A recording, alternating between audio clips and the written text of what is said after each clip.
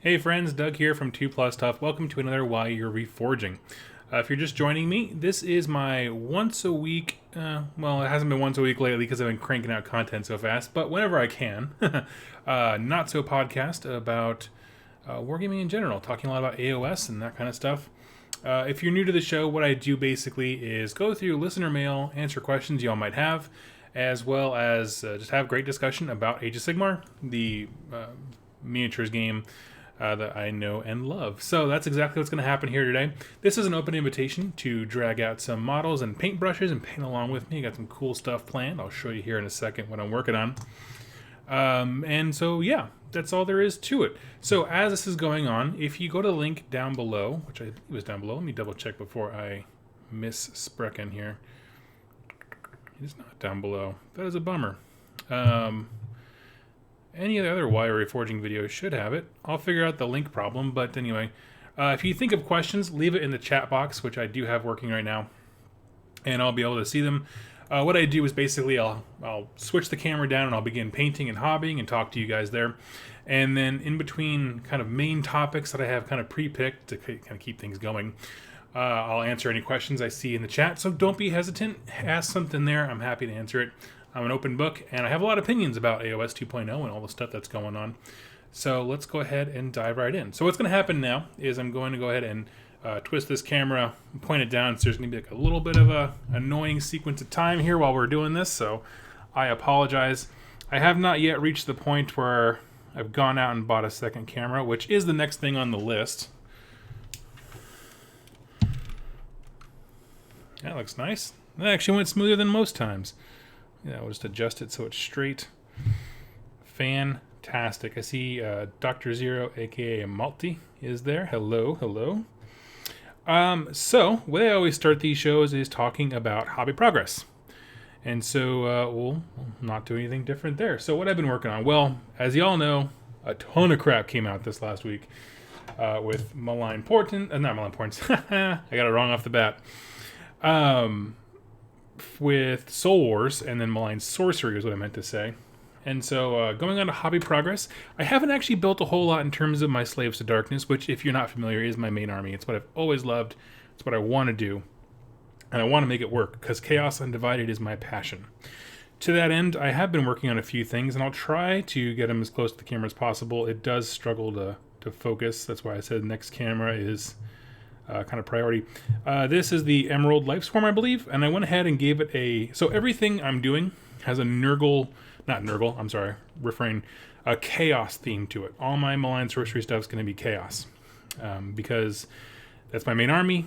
Sub-army that I bought for myself is... I'll get to the portal here in a second, guys. The sub-army is the Fire Slayers, and that's because I specifically wanted a faction...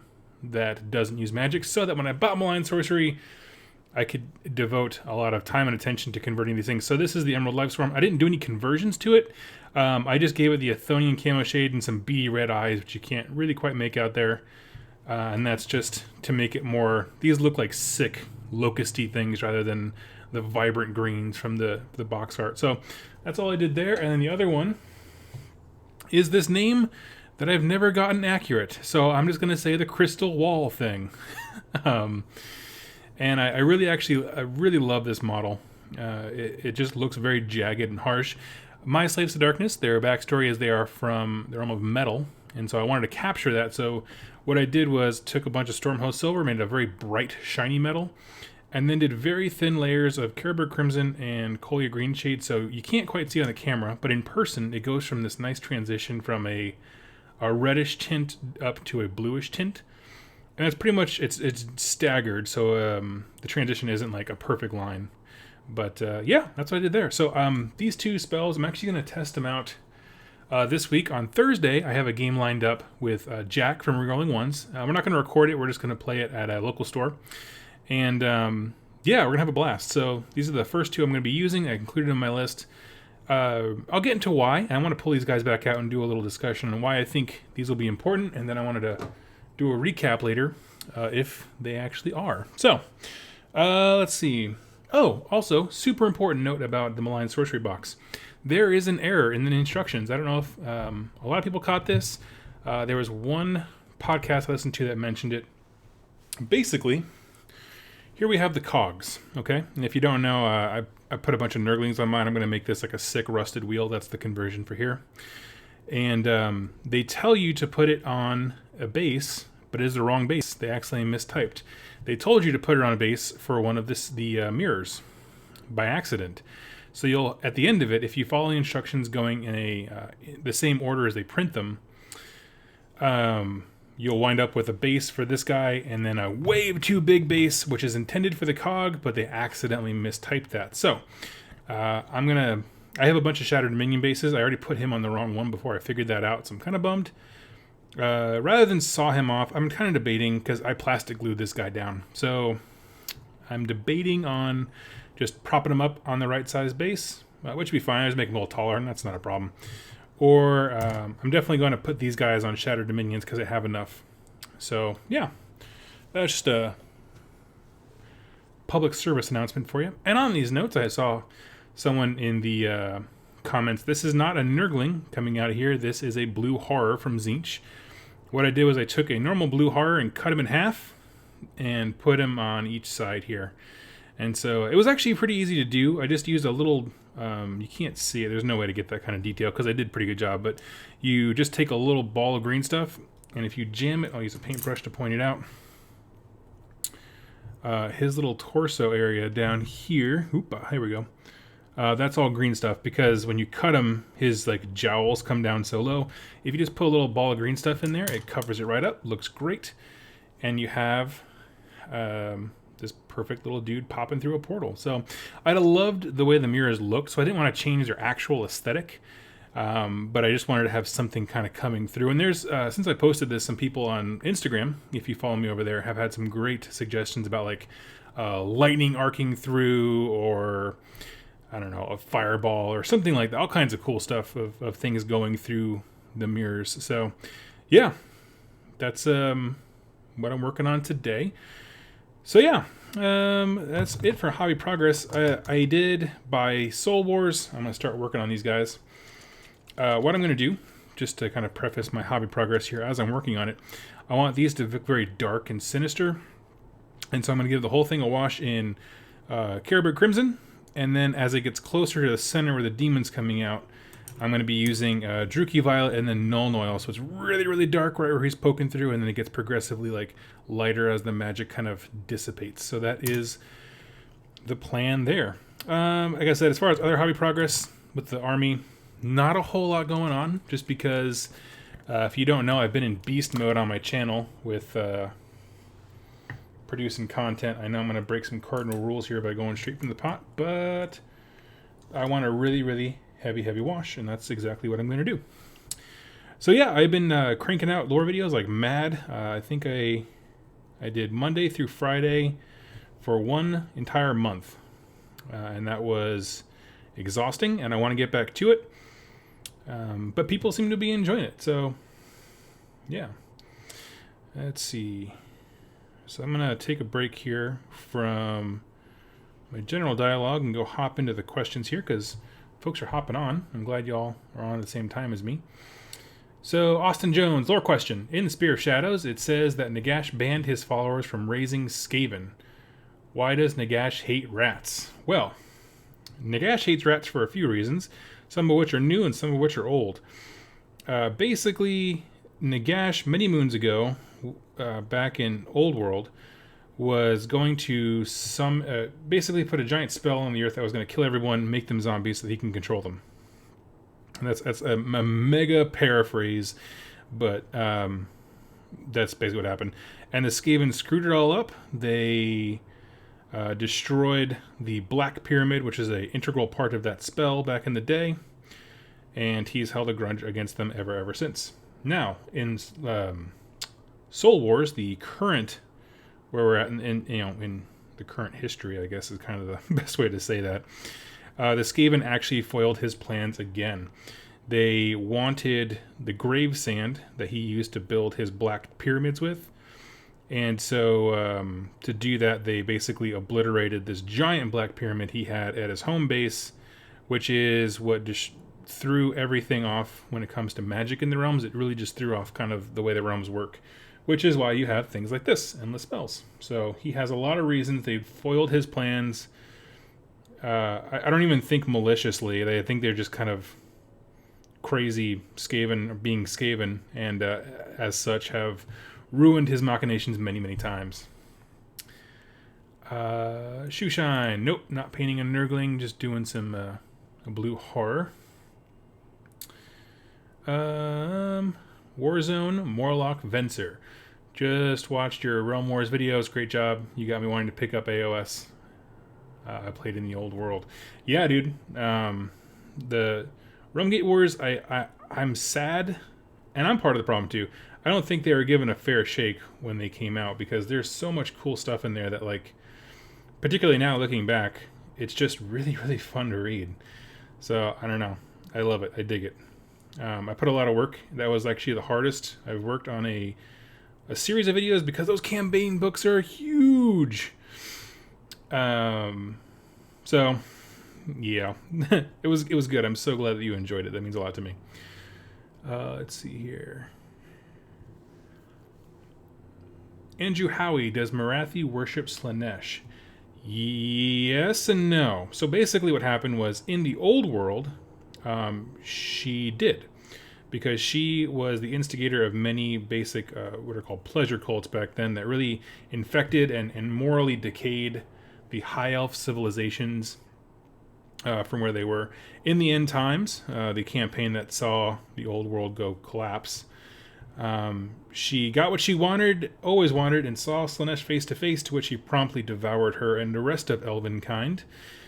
And so, coming into AOS, where we currently are, I'm sure your question was more of a current one. No, because since her time in the belly of the beast, she has realized that Slaanesh is not a great guy. You don't want to be like him, and so, because she wants vengeance for the time and lives stolen from her, she worked with the forces of order to fight Slaanesh. So she has a lot of Slaanesh influence. Her followers, all the snake ladies come in with her, and the Daughters of Cain book were all morphed and warped and twisted by Slaanesh while they were in his belly. But they are not Slaanesh followers. But they could be tainted by him to varying degrees. Yep. Set that in there. Okay. Let's see.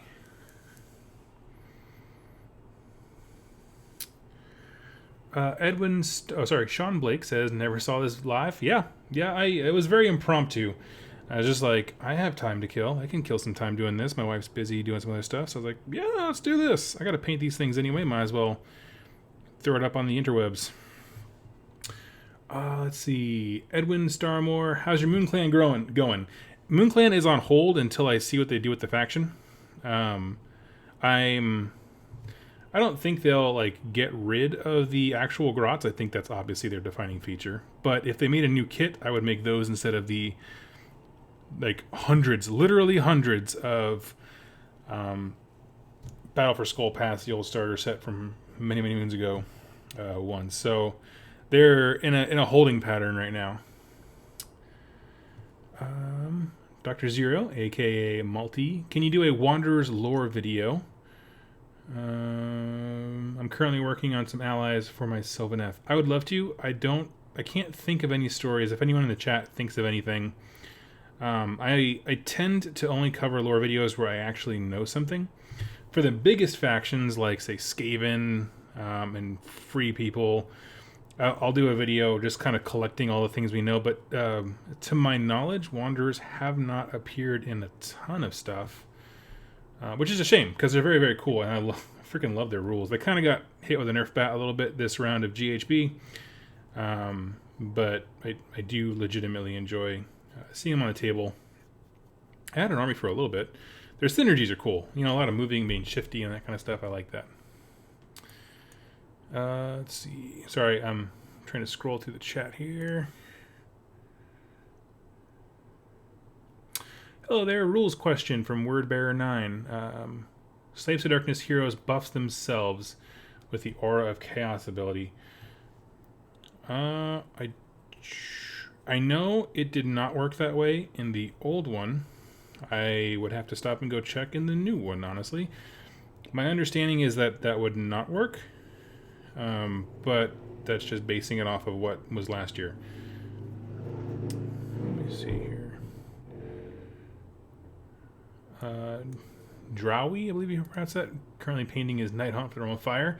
That's legit. Actually, in our rerolling ones, and I have a collective group chat where we just kind of talk about, that's how we organize our games and our schedules and things like that. And so we were discussing what Night Haunt would look like in the various realms. Got some pretty cool ideas. Realm of Shadow Ghosts would be legit. We were like, oh, make them like Dementors from Harry Potter. Yeah! Do you think there's ever going to be a Malarian or Malekith model? Well, do I ever think so? I hope so. I really do, because they've kind of alluded to his like dragon-ish form, but they've never really given us a clear. There's like a scant picture of it, but I want like a legitimate picture of him in action, kicking face. So I would love a model of it. I don't want all the gods to be like Sigmar, where it's like Sigmar's role is to sit in his ear and make Stormcast Eternals because he's found that to be the most effective use of his war effort. But for everyone else, like, I love the fact that Alariel and Nagash are like out there kicking teeth, doing what they do. Like, that's legit. So I hope the other gods do as well. I would love a Grugni model for Dispossessed as well, like just kind of going along with that point. I think those things would be legit. Let's see. Daniel Baker, I'm torn between KO, Sisters, and Shadowfang.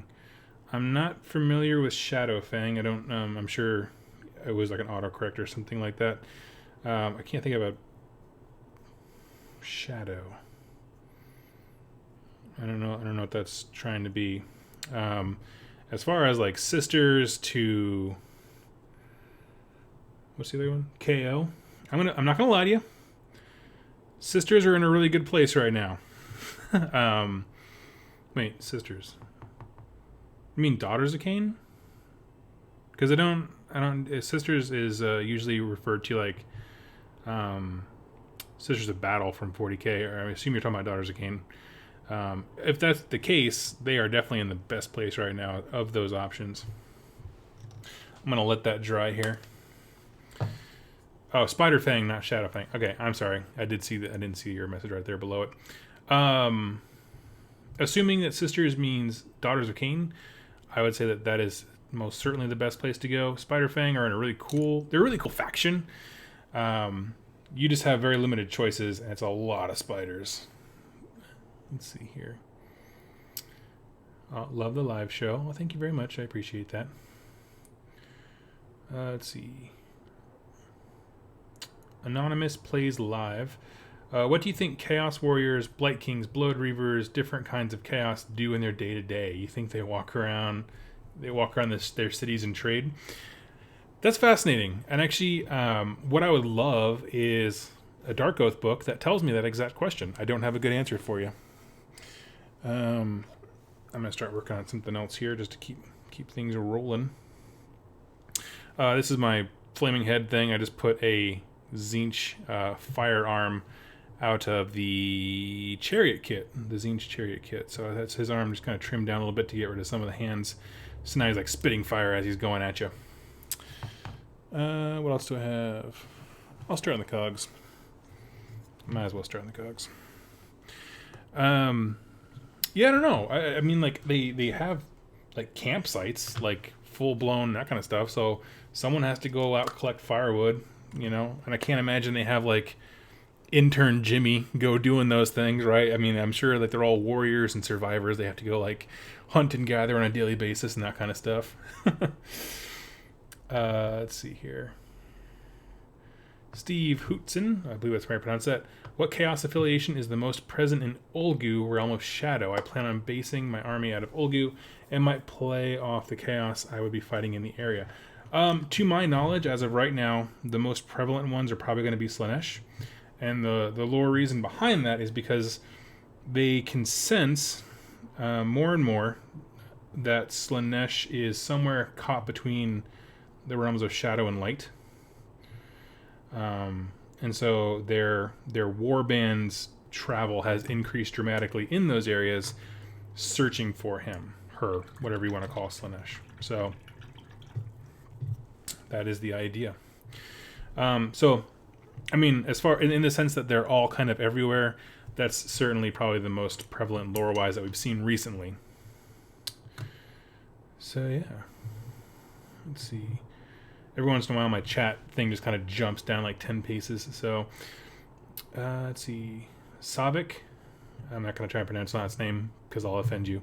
Hey, I'm very new to AOS and miniatures games in general. What do you think of the best value boxes and kits in the Chaos Alliance for me to practice painting and modeling?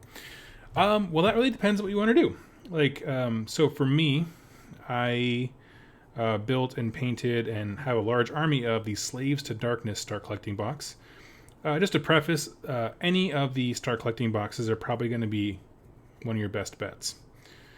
As far as great places to start, we know later in July they're going to rebox what used to be the old Start Collecting box, starter set, 2-player starter set for Khorne Bloodbound and Stormcast Eternals. The Khorne Bloodbound in that set would also be a great place to start, just because there's a lot of tutorials online about them. Their paint scheme's very simple. It's just flesh and some armor. So if I was going to introduce someone into painting, that's probably the best way. That's what I would certainly suggest. And the fact that they are so prevalent. Like, a lot of folks picked up that box, and so there's a lot of them floating around on eBay. So if you wanted to grab more or add to units and replace them, it's very, very easy to do because of those things. So that would be my suggestion to you. Also, welcome to the hobby. I'm so glad you're here joining me today. Honestly mean that. Okay. Swashbuckler is skeptical of my point that the Wanderers were nerfed. I'm just saying they used to be able to hop around the board a lot more, which is probably not a bad thing that it got toned down, but it was cool. It was a great plan, and now it is nothing. Let's see. Connor White said he is annoyed that he just built the Stormcast side of Soul Wars and is annoyed about the unit sizes, which is a huge thing. I got Soul Wars just for the channel, for the giveaways. And I didn't even think about that as I was like doing the raffle. I was like, oh man, of course they'd be, well, most of them anyway would be in a full unit size, but nope. A lot of those guys are, I think one of the Nighthawk ones, even if you buy 2 boxes, you don't get enough because you only get 4 of something that has a unit size of 10. And so, like, that's malarkey. Okay, going down here. Tyler Williams, do you think that Slaanesh will become a main focus point in the near future? And if so, will new Emperor's Children models be released? Oh, for 40k? I would probably envision that to be similar to what they did with Nurgle. If you don't remember, Nurgle came out this last Christmas, or in January, I think, because they were previewing it right around Christmas Day, because they had a bunch of Christmas-themed release videos, which is really funny. So that was kind of fun. As far as, like, but then they did a dual release where it was, like, part of it was for the Death Guard, which is the 40k Nurgle guys, Nurgle Mortals. And then also, obviously, AOS got the Maggotkin book. And so I'd imagine something very similar to that, because whenever you get into those demon territories, like, it has to be a big release because you're probably going to release it for both systems simultaneously. Which makes sense. I mean, for business-wise, it just makes sense to do that. So, yeah. I think his arc, it requires it to be a big story, simply because, 1, he's been missing for so long, and 2, when you talk about how much he affects other factions, even right now, where it's Daughters of Cain and Deepkin are all affected because those are all broken and battered souls torn from Slaanesh's belly. Like, that, he just has a momentous effect, even on the Forces of Order that we've seen so far, which, like, you know, is kind of always the crux of stuff. So, I think, yeah, absolutely. I wouldn't be surprised if they had a campaign where they unleashed him and also, like, Malarian or some other, you know, elven faction from the realm of Shadow or Light or something like that. That would not surprise me at all. But I do think that he'll get his day in the sun, so to speak. Let's see.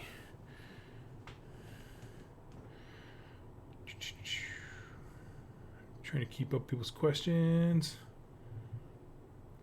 Can everyone else hear me okay? I got one person says they can't hear anything.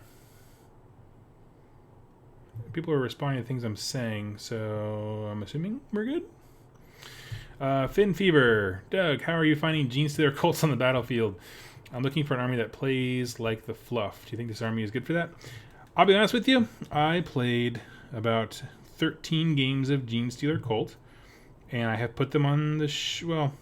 I honestly, I traded off most of them for Fire Slayers, simply because I don't have fun with 40k. I don't enjoy the list building. I don't like the way they do command points. I think the system for AOS, once it was kind of unveiled what the command points were going to be like for AOS, I immediately realized this is a way better system, and promptly started clearing out all of my 40k stuff. I just don't like it. I hate list building for 40k. It is a daunting task to me. With the different, I don't know what they call them anymore, not battalions, but you know what I mean, formations and all that junk. So, yeah. Let's see here. Anyway, to answer your question, I'm sorry. I don't really know. I mean, the games that I played with them, they were super thematic in the sense that they pop out of nowhere and are kind of like ragtag, disparate normal forces, stuff like that. But as far as like, you know, in the stories, they're super effective with surprise attacks on a tabletop. They just kind of herp and derp their way into objective games without any real killing power. So, yeah, it's definitely my favorite thematic faction from 40k. But I don't have fun with the entire game. So Scott sold them off, got a little Fire Slayers lot in a trade from that. And honestly, been having a lot of fun. Well, kind of planning out a paint scheme. I haven't really started in mass painting them. But, yeah. Let's see.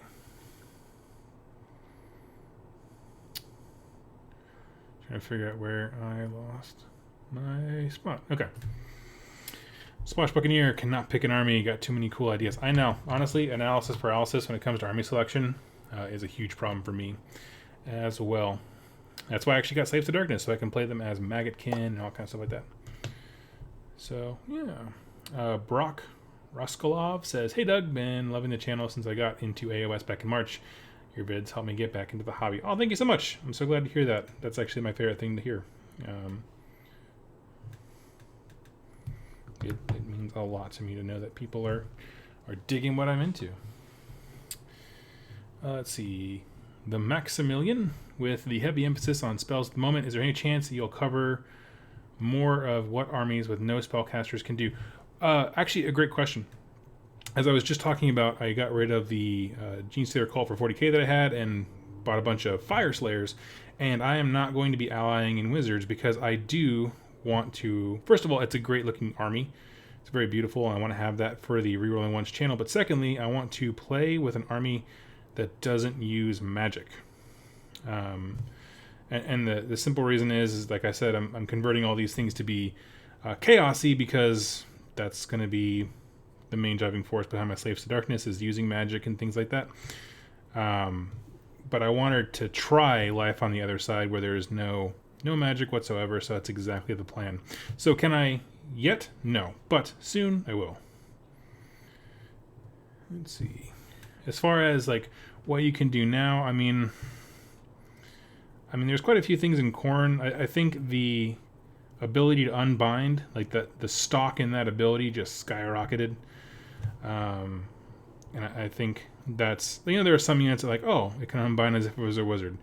Okay, cool. And you kind of, it's easy to pass over those things, but now that unbind range is so huge and everyone's going to be trying to do magic, like that's, like I said, the stock in that ability is just out the nose now. And so having a bunch of people who can unbind stuff, or I'm trying to think of anything else. Yeah, that's kind of the biggest one. Unbinding is huge. What I'm interested to see is how they figure out the difference between unbinding and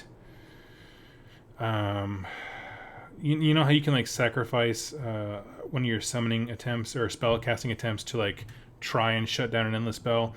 People who, you know, corn players, for example, don't have that option because they're not sacrificing a spell. So I'd love it if there was some kind of caveat that allowed them to do that. Maybe an artifact or something that allowed them that same just option. I like options because options make good play experience. So yeah. Cool. Everyone can hear me. That's awesome. Oop. Do you water your paints? Do I thin them down with water? Yeah, always do. Always have. Here's the thing. This is not a painting show in the sense that I'm going to teach you anything. I'm not a terrible painter, but I am not an instructor of painting by a long shot. I subscribe to my painting standard, which I call 3 foot gorgeous, which is if you stand 3 feet away, it looks absolutely brilliant. And just everyone just applauds you for being a mastermind and a hobby champion. And then if you get really close to it, you're like, what the hell is that? You know what I mean? Because I make mistakes and I have dry brush streaks and all kind of stuff like that. But the point is everything looks great because that's how the distance you are when you stand from the table and you record everything. That being said, I have improved my painting dramatically over time. I just don't let it get to me. Let's see. Sorry, there's a huge motorcycle going by right now. If you hear that. Let's see. Swashbuccaneer. Yeah, I started the hobby with 40k and list building is fun and a pain in the ass. Yeah, it's just a pain. Like I just don't care for it. The amount of work I put into trying to make a list for 40k, I was just like, no, I could have had this really easy. Already cranked out for my game. Let's see. Savik asks, one more question. What's the deal with paint schemes? If I paint a group of Khorne Bloodbound blue and pink, am I going to get in trouble during games or is this all good? You could do whatever you want. You can do whatever you want, man. Some people get a little too hardcore and they're like, no, this is what the army is supposed to look like. It doesn't matter. Every book comes with, like every battle tome for your army comes with multiple paint schemes. Just do what you like, you know? I mean, if you're going to go through the effort of painting them, make it something that you're proud of. You know, for example, my Slaves to Darkness, I don't actually have one near me right now. But they're just black armor with white capes. Why? Because I like white capes. I like white as a accent color. And that's it. Other than that, they're just dry brushed and really simple. So, I mean, you can do whatever you like. Again, white is not a typical associated color with chaos. So that is why that is relevant. These are just need a minute more to dry. Let's see. Connor White. Any advice in getting elf factions? I want to get some Phoenix Guard and Magicians to supplement the Stormcast. You know, honestly, I don't know, but I do know that there is some Phoenix Guard coming to rerolling ones, so I would definitely keep an eye out on that. Daniel Baker. Also, I heard rumors of the new Destruction faction that will come out later in the year. The thought goes that there's a new faction coming out for each of the Malign Port and Heralds. Yeah, that's pretty typical thought that I've seen around online where if you're not familiar, the Lord Ordinator, I'm sorry, I'm getting a paint here. The Lord Ordinator and what's the ghost guy? I can't remember his name. Both kind of heralded that their factions were coming because there was no evidence of them beforehand. So the idea is there's going to be a Dark Oath book, which is what the War Queen is for Chaos, which is what I have my fingers crossed for. A Chaos Undivided faction. And the other one is going to be likely a Moon Clan Grot's army. Because that's what the Cave Shaman is. So, and that, I mean, it makes sense and it would be legit. That's all I'm going to say about that. It would be amazing. I would love a Slaves to Darkness army. And we'll talk about that in a little bit. It's actually one of my main topics for the day. But the Q&A over here is just blowing up, so let's keep doing that while I got everyone's attention.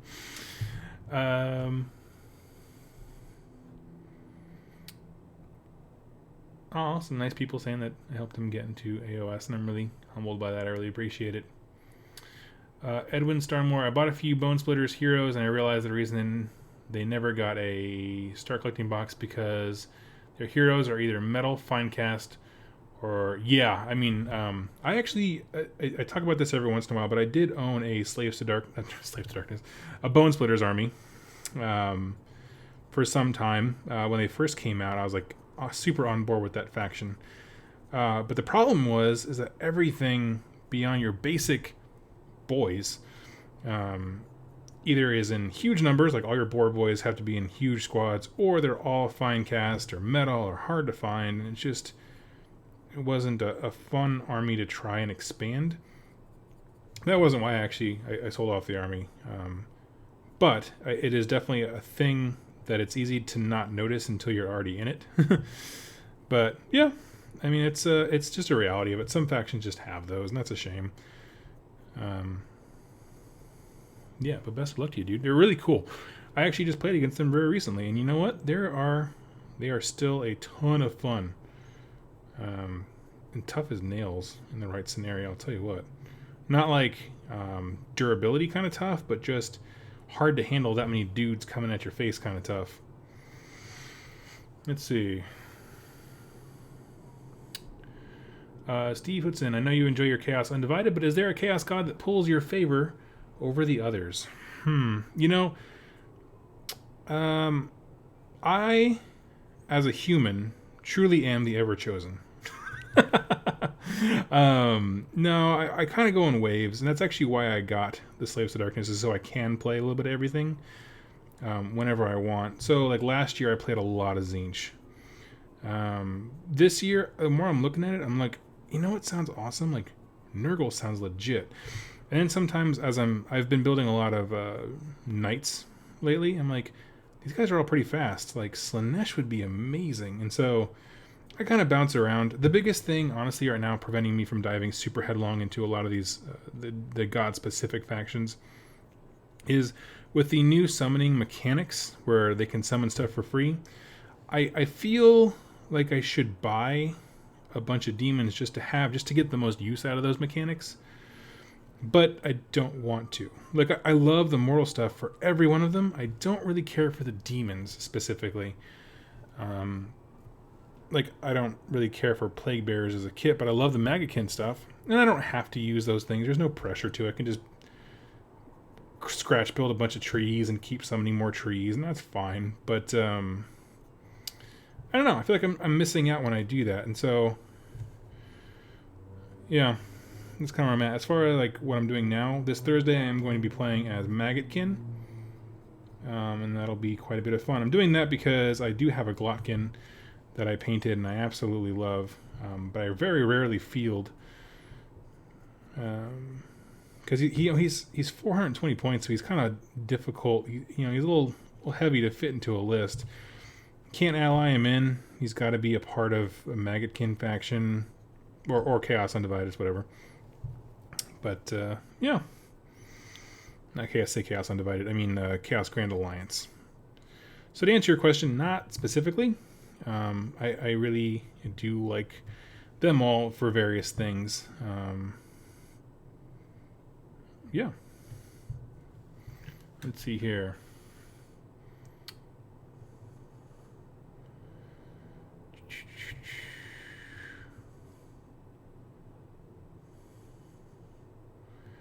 Let's see, a few folks. Really excited about some of the lore videos that are going on. I love it. I appreciate all of the positivity. Fin Fever, hey man, you're my gaming group dungeon master. Provide a lot of lore for all our battles. That's awesome. I do hope, and actually, you're going to be my sample group, all 52 people watching right now. What would you think about I'm trying to think how to word this, not fan fiction, but if I were to put together like a few small stories, only like 5 minutes long, but of ways that you can like set your battle. So like I'll use open war cards and I will like show you the deployment, the mission, and create a story around there, maybe using Grand Alliances rather than specific things, and then put that up as a video so you can just reference that, like, oh, this is a historical battle that I can recreate, that kind of stuff. So that way you can have I'm trying to think of the word, like curated fight, like someone's gone through the work of creating a narrative based around a thing. Yeah. Let's see here. Okay, cool. Got some instant positivity on that one. I like instant positivity. Yeah, I mean, I wasn't thinking anything massive, but it would be like, just stuff like I said, from the open war stuff so that anyone can recreate it. Just saying, this is why this deployment is thematic. Here's the main story come from here. Not even a campaign. That's a strong word for it. But just a story with a battle. Maybe I'll strong arm Mark over at Rerolling Ones to let me do it on his channel. That shouldn't be too hard. Mark's pretty amicable. Let's see. Forgive my away from the screenness. I'm just grabbing some paints. Okay. Gonna do the Nurglings real quick before I hop back and do another wash. That's the problem with doing things primarily by washes. You really have to wait until things are dry to go on to the next step. Finn Fever asks, what is the most annoying army you've ever had to paint up? Most annoying army. I've painted so many. This should not be hard, like, to think of one. I'm going to say I tried Eldar for 40k and hated every second of it. Straight up.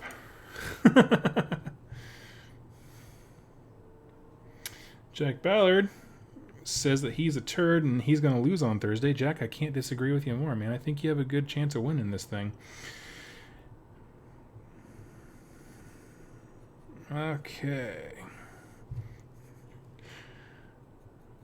And actually, friend, I'm not using cogs. If you were here for the opening of the show, like a faithful viewer, this is Jack from Rerolling Ones, people, you would know that I'm not using those. I'm using something else. So, yeah, as far as, like, the most annoying army, just because Eldar have so many, what do you call it? Just minor details, and, like, I want to do, like, color transitions and stuff like that. Wanted to capture it all, and so it's one of those things I just, like, my perfectionist and the side of me that wants to push myself as an artist really just fell into a pit there. So, yeah, that was definitely the least fun one. Yeah, and they're very spindly. That is a huge pain in the butt when it comes to them. So actually, I have a few, while y'all are chilling and painting, I have a few questions from emails that I'm going to be... Okay, wait. Steve Hudson. I don't know how you pronounce your name, I'm sorry. This is 2+ tough, so we don't support Rerolling Ones winning games, so yeah. Lime Monkai says, hey Doug, if I picked you up in my big stinking hand and threw you into space, what mortal realm would you land in? Realm of Metal. It is my favorite thing, and I'll tell you why. It's because everything from a Chaos Army should look like it's the album of a metal band cover. You know what I mean? Like the cover art for a metal band. So that is precisely my reasoning, and I love all the stories, particularly from Rumgate Wars that came out of the Realm of Metal. I think it's an incredibly cool place. I like that it's Tzeentch focused, but not centric. Like, the other things happen there that are not Tzeentchy. So, yeah. Okay, I'm gonna hop over to those emails real quick. I'll just hammer through these, and then we can hop back to the chat here. So let's see. This one is from Clancy Murphy. Hi, Doug. I'm the guy who's asking about Massive Corn Forces last time. If you didn't watch that show, you can go back and watch that. And I forgot to mention that I have Scarbrand and Bloodthirster, but the real question is, for AOS 2nd Edition, should I buy the 2-player starter set or just the GHB 2018? Because I'm not really interested in either of the armies in that set. I would only buy it for the books. I can make that really quick for you. I'm sorry that I didn't get a chance to do a show last week. I would have answered that a little quicker. Only buy the books if you're watching this later, because the thing with the Soul War starter set, the same goes for all starter sets from GW, which is it's a great deal if you like the armies in there. Just like the 2-player starter set between Khorne and Stormcast. If you don't love those armies, skip it. Use your money to buy 2 start collecting boxes. You know what I mean? Of your faction. You can buy Slaves of Darkness, you could buy the Bloodbound one or the Khorne Demons. There's other stuff you can buy just because they're a phenomenal value always for those armies. You know, the book you can buy separately. There's nothing in that box you can't get on your own except for the little quote-unquote campaign where it's just a few instructional games to get you used to second edition. It's not a campaign. It's just the instructional guide, basically. So, yeah, that would be my suggestion there. And that goes going forward. You know, if there's a set that comes out that you are not crazy about the models for either faction, always skip it. Next question comes from Old Witch Doctor. When do you think we will see a Slaanesh Battle Tome? And what are your hopes for future Slaanesh release as far as design, rules, and lore goes? Here's the Doug Griggs, completely made out of nowhere, hot take on what I want for Slaanesh, okay? I want Nagash's Necroquake, which is something we'll talk about in the channel in the lore video coming up here pretty soon.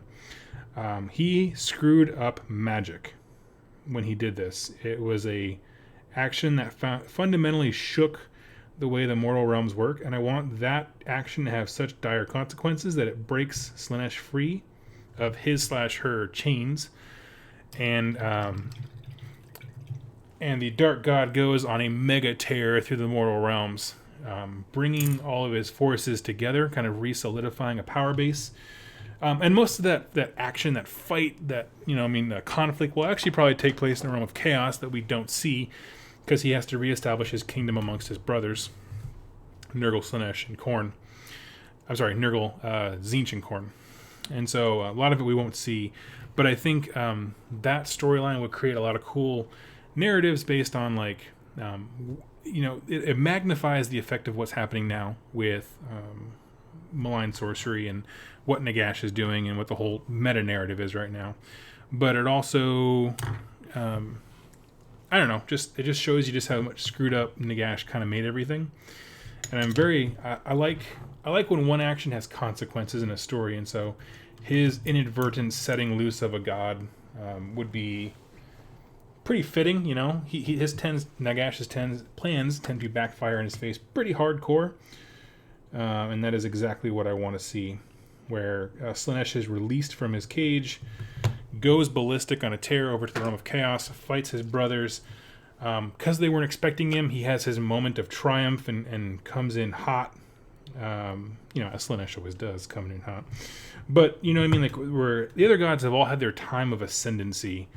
And so I think that a surprise attack by his being unbound would definitely kind of add that. So that is what I would like to see anyway.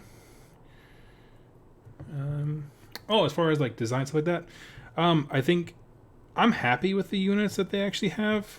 To be honest with you, I think they just need more. I think they need more heroes, more options, and that goes both for AOS and also for 40k with the Slaaneshi line over there. It's just it's one of the coolest ranges of miniatures, but also one of the weakest in terms of literal amount of product, which is just a shame. If you didn't see, I did a 1-to-1 mix of Juki Violet and whatever the clear one's called. I can't remember the name of it. Lamia Medium. There we go. And so I'm just putting that on. That's going to be my next layer to dry. Okay. And then last question is from another one from Clancy Murphy. Sorry, I didn't get your last one in time. Okay. I just bought the Blades of Khorne Battle Tome and was reading over the Blood Tithe points and realized that at 8-point level it says you can summon any Khorne demon unit on the table. Does that mean I can play Scarbrand? Honestly, so much has changed. You were asking a lot of questions before AOS 2.0 came out, which is cool. You should always ask questions here. I'm happy to help. All of those things have pretty much been rectified with the rules they got in the new GHB. So I would definitely head over there, check that out. They did rework all the Blood Tithe points and things like that. I to be perfectly honest, I don't know about the Scarbrand thing. I don't follow Blades of Khorne very much. Jack locally has kind of been doing Khorne, so I don't want to step on his toes. So I've kind of just kept my nose out of it. Plus, I got a lot of stuff to learn too about Slaves of Darkness and Slaanesh and Nurgle and all kind of junk. So I would definitely go that direction. So let's go back over here to the live board. Let's see. I'm trying to pick up where I left off. Okay.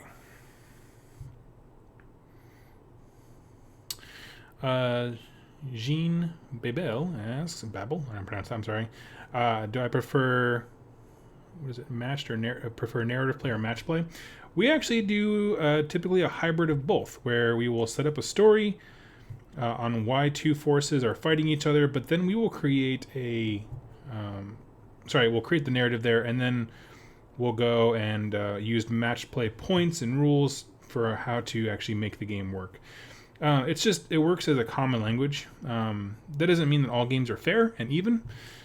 So, for example, like I could be 200 points down on a list or something like that, and I'd be perfectly happy with that as long as it was the story. So we kind of use both, because match play isn't just competitiveness; it is also just a format for communication with your opponent about what kind of game you want. That's kind of the thing. It's not just points. So, both, to answer your question. Let's see. Brent says that 2+ stuff is going to win because Wrathmongers are chumps. See, here's the thing. If you don't know this kind of like meta joke that Brent, Jack, and I are doing, Jack just painted a whole bunch of really beautiful Wrathmongers. I think they're his best work yet. But the curse of painting something really well is that it always really lets you down when you first start playing. It's just what it does. Let's see here. Looking for a wash that I just had in my hand, I feel like.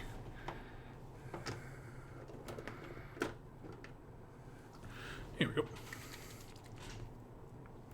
Oh, it's because I just covered it with a mirror. All right. Okay, I got some thoughts on the Slaanesh stuff here. Do you think they will re-release older battle tomes like Ironjawz, Fyreslayers, Sylvaneth? I'm not sure. If they do, it's a long ways out. Like I said, I just picked up a bunch of Fyreslayer. Oh, actually, that's not ready to be washed yet. Bummer. Thought the Nurglings would be dry by now. Shake this real quick. Yeah, I don't think they will. I think the GHB really provides a good framework for how they can support those things. Like as of right now, I think that probably some of the, particularly the factions that don't have wizards, I almost said mages, but wizards, are probably the ones I believe right now that need the most love. Just because the game as a whole is evolving to be a magic-based game. And so I'd like it if they were revisited, but I don't hold my breath for it. Yes, I do think Slaanesh comes in hot and heavy. That's just what she do. Let's see. If Slaanesh got an endless spell, it should be a swirling mass of all pixelated and censored. I totally agree. Let's see.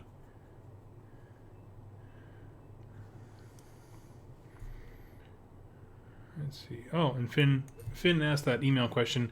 You can summon in Bloodthirsters, but not a named one, so Scarbrand would not be a valid choice. Thank you for doing that. I appreciate it. Is there anything new on Ironjawz? Not that I have heard.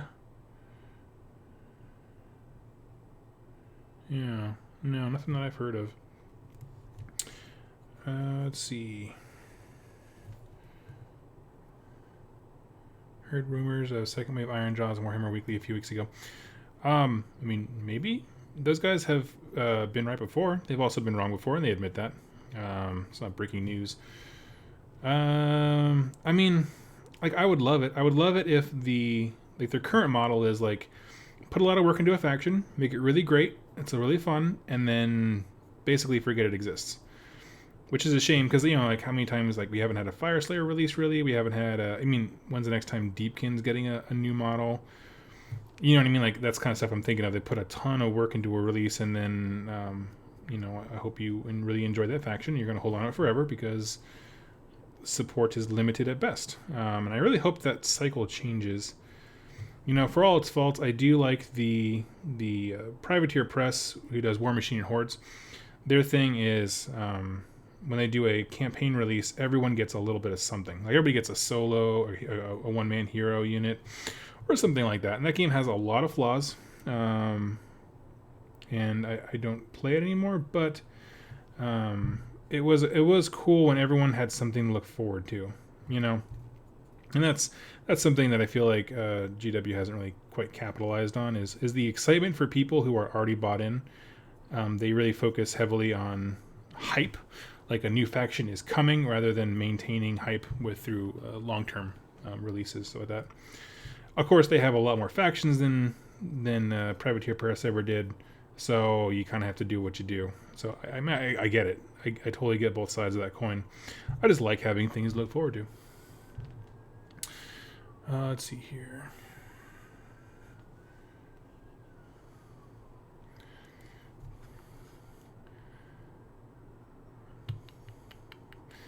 Brent has the right of it that in my chat you're on my side by default because you're supporting me as a person, content creator, and Slaves to Darkness Overlord.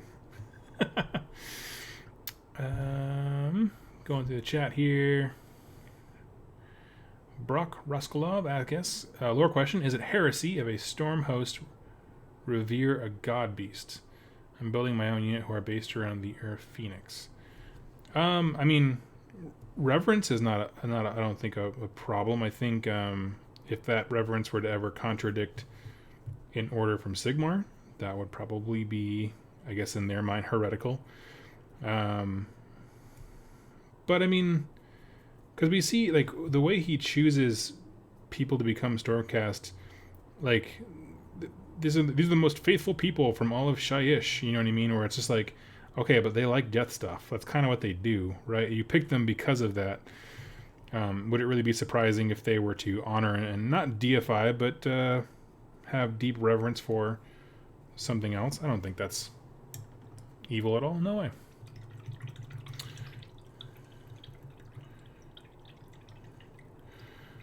Let's see. I got a question here. What should you think about when creating an army list for matched play? Well, great question. I do have many, grand tournament wins under my belt, which I don't. Please don't believe me.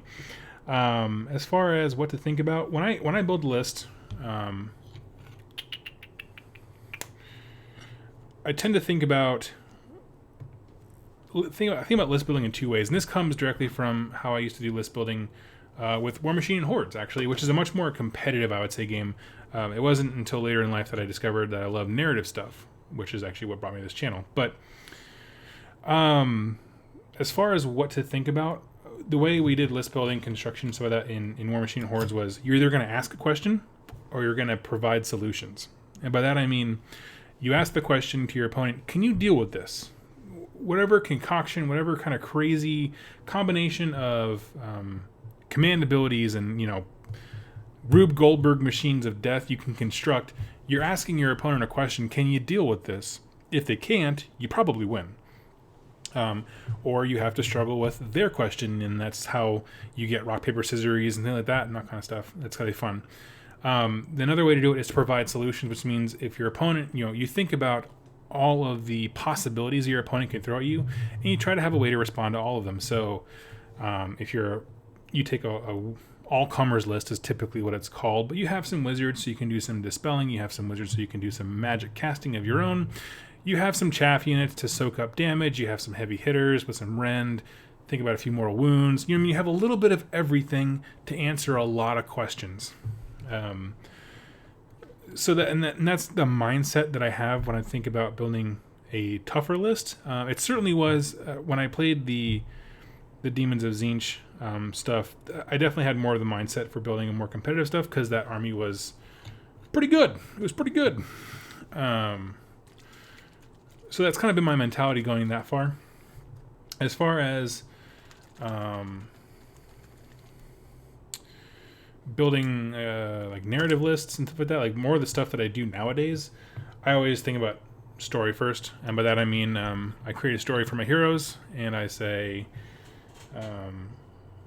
what would that person bring with them? What are his fighting styles? What does he like to do? And so that's kind of how I develop characters and stuff like that, and just kind of build outward from there. Let's see. Anyway, I'm sorry, to answer your question, like what should we think about? Mortal wound output. You have to have a way to deal with people who can put out lots of mortal wounds. Think Tzeentch wizards are going to be a thing that you see no matter pretty much wherever you go. Because people were complaining about Tzeentch getting nerfed. I don't think they got nerfed. As someone who played it, I was looking at the changes and I'm like, oh, so you took what I like to do and just gave me free demons for it? Okay, cool. Yeah. You gotta either, like I said, ask a question, pose a really big problem for your opponent that they have trouble to deal with, which is probably the more fun one. I'll be honest with you. That's more fun. It's more fun to get into your little dojo in your brain and be like, well, let's see if Jack can deal with this on Thursday. You know what I mean? And then I'm going to get there and Jack's going to stare at me with a blank face and be like, of course I can deal with that. Like a 2-year-old can deal with that. Because that's typically what happens with our games. And that's pretty much, yeah, how it goes. I think the harder one is having an answer for everything because there's just so much stuff out there. You know, the mortal wound output from a Tzeentch demon list is going to look vastly different from the mortal output that a Nurgle force can do because they generate mortal wounds in very, very different ways. And so it gets kind of hard at that point to kind of be ready for everything. But yeah, I think you can make some interesting stuff that way. Like I said, I'm not a competitive list guy. I haven't really thought about like finding ways to stretch the game, and since I play War Machine Awards, but I think the idea still holds true of like building synergies that pose a hard question to your opponent, and then capitalizing if they can't figure out a good solution to it. I think that all still applies to AOS. Let's see. Fin Fever, are your Moonclan grots still floating around? I've been digging them a bit recently. Love the nets. Yeah, they're still around. They're up in a closet right now. I just want to see what kind of direction they take the faction before I start really jumping a lot of time and work into them. Like, I also got a bunch of Fire Slayers, and like kind of knowing their lore and where they're coming from on stuff, I tend to be more excited about building and painting those guys. But yeah, I mean they'll get their turn eventually. I do have a one of the new shamans, the cave shaman that came out with the Malign Portent set, so I'm excited to paint him because he's a pretty sweet looking model. I like it quite a bit. Let's see. Daniel Baker. So, when are we going to see more of Jess? Yes, my lovely wife who puts up with so much. She is job hunting right now. It's kind of taking up most of her time when she is free. Hopefully she'll land a new position here pretty soon, but basically she wants to be on quite a bit after that. You've already heard her before. She has done a few narrative openings for some videos. I think the Flesh Eater Court's probably the biggest one that she did. And really enjoyed it. And so, yeah. I think she'll enjoy being on the channel. She does good on camera. She's really great. She's got a great face. That's why I met her. Let's see. Steve's headed out. Have a great day, Steve. Let's see. Jack. Honestly, I think Doug and I are at 2 versus 2. Just when I beat him, it's a lot more one-sided. That's probably fair. Yeah, that's probably fair. Your wins are big wins. It usually involves Slaanesh. For all the people who say that Slaanesh is not competitive right now, malarkey. If you're ever a fan of the independent characters from, it's a 40k podcast, but I just loved, there was an army in 40k called the Dark Eldar, which is basically Deepkin as we know them over here. And for the longest time, no one ever played that army, and they kept saying it was just terrible, and no one liked it, and they were ineffective in the game because they hadn't got a codex in forever. And he had the same thought that I feel about Slaanesh, which is, people say this army is terrible, but I have no way of beating it.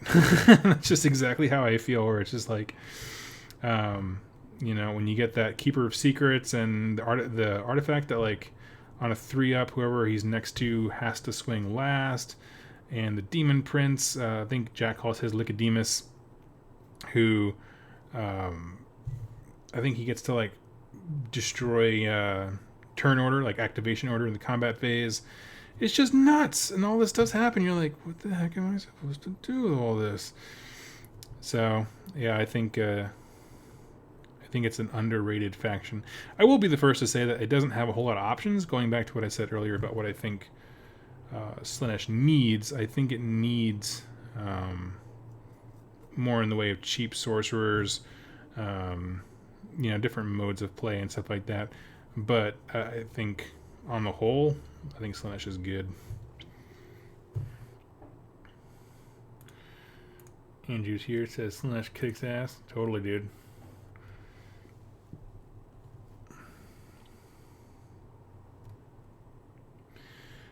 Jack brings up a shameful memory of mine that I said that Flesh Eater Courts, once upon a time I had said that they are the best army in the game. And you know what? With free summoning, I'm curious to see how they do. I know Cody at Venomous Wargaming, he does Flesh Eater Courts quite a bit. But he also just basically just does a whole bunch of the big bat guy spam, which is probably not my favorite way to play. But yeah, no, I think, because here's the thing. Here's what it really comes down to, is the idea of recursion. And this is kind of goes back to what I was saying earlier about my time playing War Machine and Hordes. Recursion in that game, which is like when people die, they come back to life and you can use them again, is one of the most powerful things in miniature war games, because your army just out-attritions others. You know what I mean? A unit of 40 Marauders with the Nurgle buffs that make them like save all wounds and a 5-up. That's not as resilient as, say, like 30 to 40 Flesh Eater Court things that can come back to life periodically over the game. Like, it just, they both attrition, but they don't do it in very different ways. And so I think, to my reckoning, that I think that it could be really, really good. It involves painting and building a ungodly amount of models, and I'll give everyone that.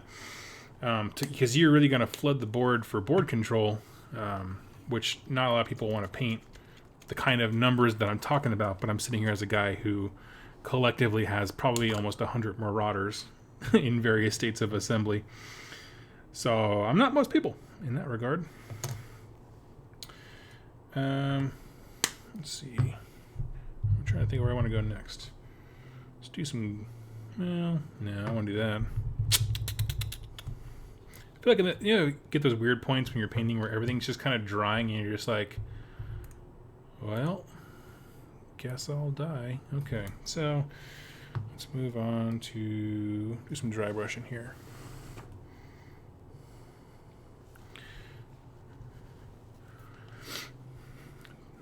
Okay. Yeah, so, I mean, I don't know. I still contend that Flesh Eater Courts are better than their public perception. I will say that much. But as someone who already owns an army that focuses on hordes of guys, with my Slaves of Darkness, I'm just not tempted at all to actually play them, just because I don't want to do that all over again. So basically what I'm doing now is a dry brush of Screamer Pink. Really making the outside of these guys glow a little bit. Didn't quite, hardly got any on there actually. Super dry brush. So dry there's no paint on it. Here we go. Okay. So yeah, I'm probably going to hop off here in a little bit because it is actually my birthday on the 5th. But obviously since everything's going down and it's in the middle of a week, we're going to go take tonight, the day before America's birthday, and go have some drinks with that, hang out with my wife.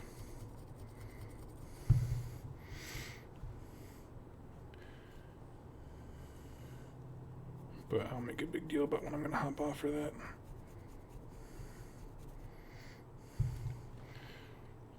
You can't probably really see it well on the camera, but it gives a nice transition from the kind of heavily purple on the inside to a nice little pink on the I might actually do a light dry brush of like almost a whitish color on the very tip, just so that it has like a cool like fading off to nowhere kind of effect. But yeah, Maximilian asks, when Khorne summoning spells being removed in favor of the new blood type system, isn't that also making it Chaos Grand Alliance armies can't summon them now? You are absolutely correct. I, as a Slaves to Darkness player, can no longer summon stuff, which is a bummer.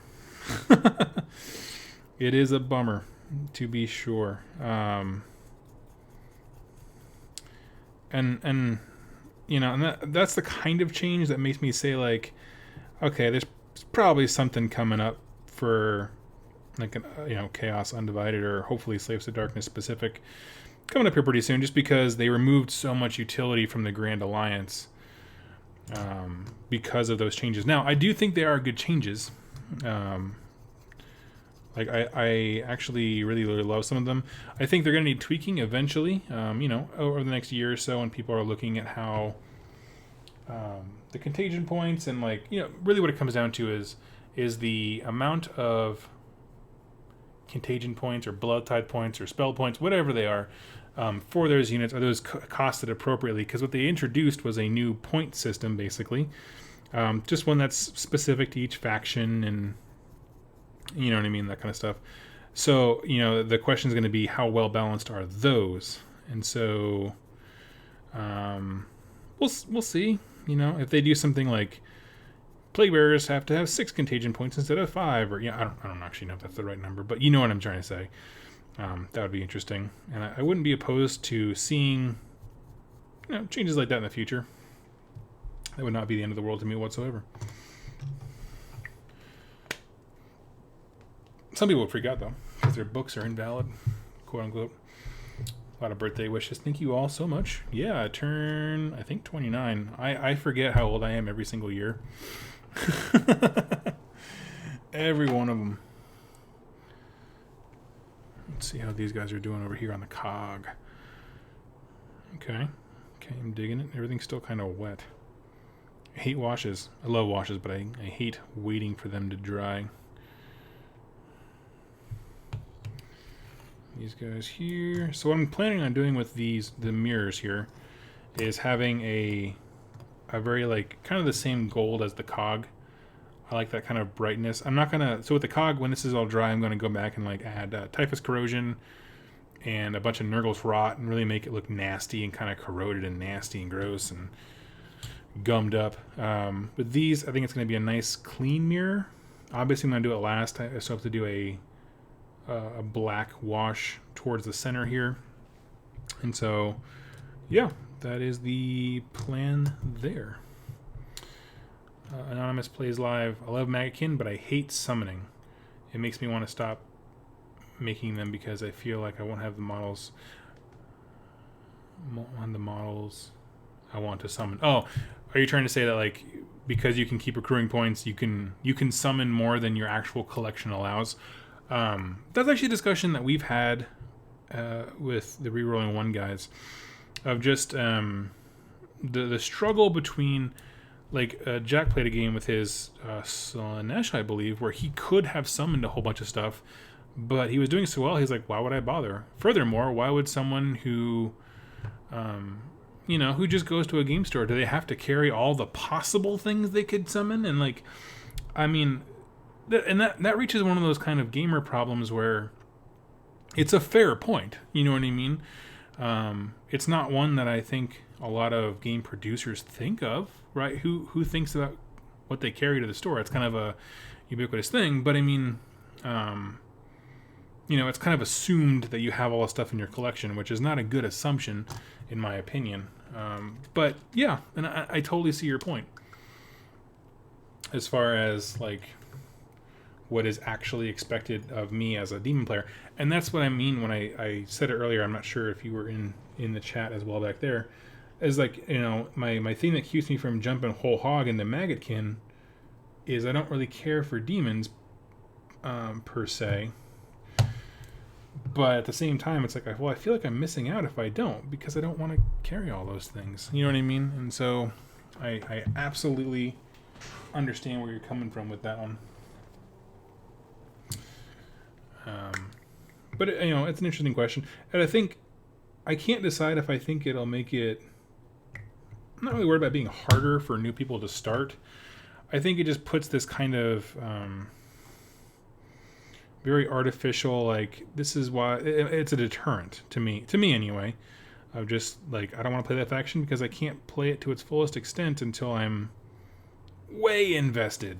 Like, not a little invested, way invested. And then, that's a thing for me, because when I go into a collection, I go in pretty whole hog. Like, I have a ton of Slaves to Darkness, and I love them. They're super fun. But if they were to tell me, like,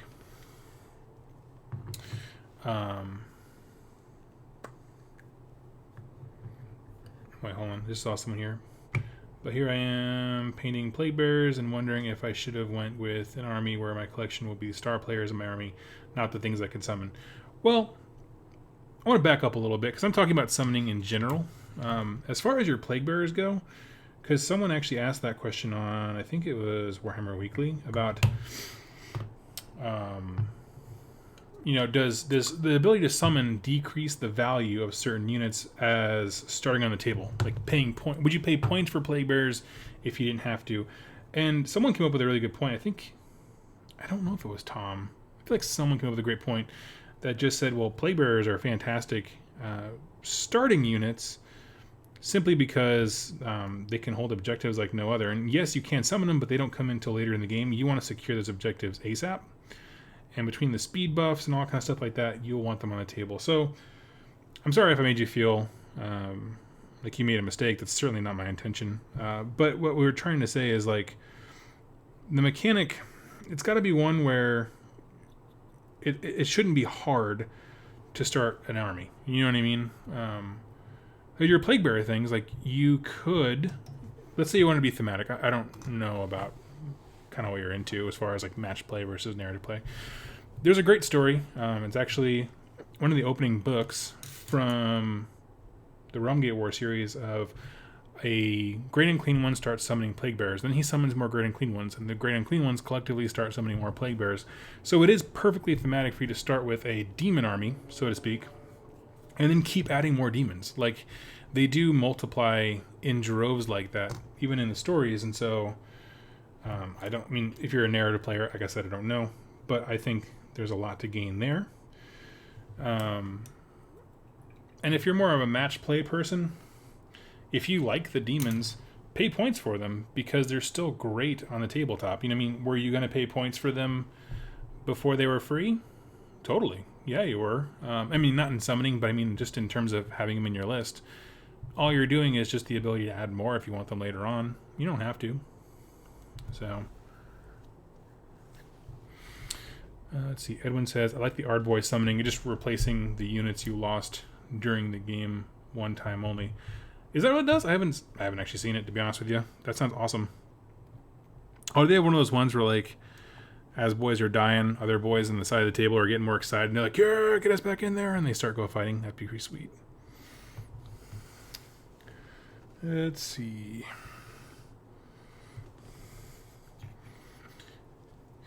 Yeah, so, like, the summoning thing, it's posed a lot of interesting questions to our group as far as... let's see here. You just got back to me. I love the idea of limitless lineages of Nurgle. It's just that I don't know that I have the potential to have much more units in my army than I thought. And it makes... okay, so what you just described is exactly what our idea has been, which is it doesn't prevent anything, and it does enable great stories, but it can feel very daunting when you think about the idea of, like, you're missing out on a mechanic unless you can realistically afford, is kind of the main limiter factor, all these various demons. And I sympathize entirely. And I don't have a great answer other than you don't have to summon stuff. But of course, like I just said, I'd want to.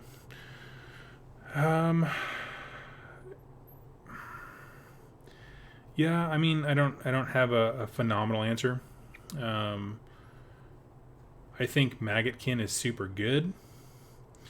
and I think that they have a lot to offer the game just in general. Holy smokes, they can do quite a bit. But I understand your feeling when it comes to feeling daunted by it. If there's anyone else listening who also plays Magic, do you guys summon everything you possibly can? I'm kind of curious. I'd be interested to know that. I don't know. Maybe I'm thinking too much into it. Maybe it could be kind of like how I can make a bunch of spawn as a Slaves to Darkness player, but I just generally don't. You know what I mean? I guess the option's there.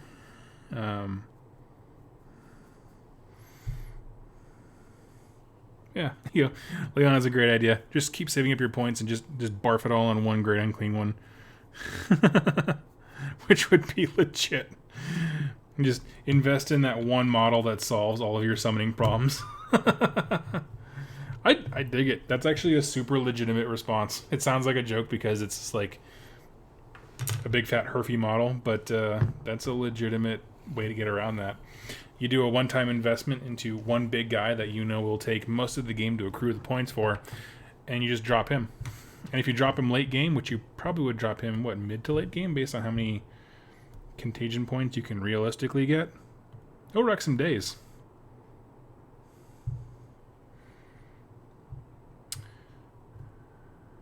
There you go. He plays 3 on the board, 1 on summoning. Leon, thank you so much for taking the time to answer that. That was actually something I kind of I don't want to say talk myself into a hole, because I mean everything that I said, but it can be daunting to start some of those armies, and so that is a great solution I had not thought of. So I really, really appreciate that you stood in there and said that. I guess that goes the same for all of them, because they all have big things, don't they? Slaanesh has the Keeper of Secrets, which is, I don't think, relatively as hard to get as a Lord of Change or a Great Unclean one is, but I don't know. I haven't seen the Slaanesh Allegiance ability really in action, so you are the man, Leon. You're the hero of this show. With that, I'm going to leave you guys here now. I hear my wife just came home from her appointment, so everything's kind of in, like I said, that weird drying spot, so I can't do a whole lot more right now anyway. But these guys are turning out pretty good. Look at that. You can see, I don't know if you can pick up really well, but that transition from a dark purple to a light pink, kind of that warpy color. You saw this a lot in the old school 40k art when they were talking about the warp. So, and hope to do another one of these. Like I said, this week we're doing quite a few of the more impromptu, lighter shows, just to give myself a mental break from the Realm Gate War series I did. Just took a lot out of me, but I'll be hitting the road next week when it comes to Soul Wars, all kind of stuff like that. I might actually do another one of these shows later in the week, but stay posted to Facebook group and Instagram. That's where I do my little notifications for these things. So guys, thank you all so much for watching, and happy wargaming.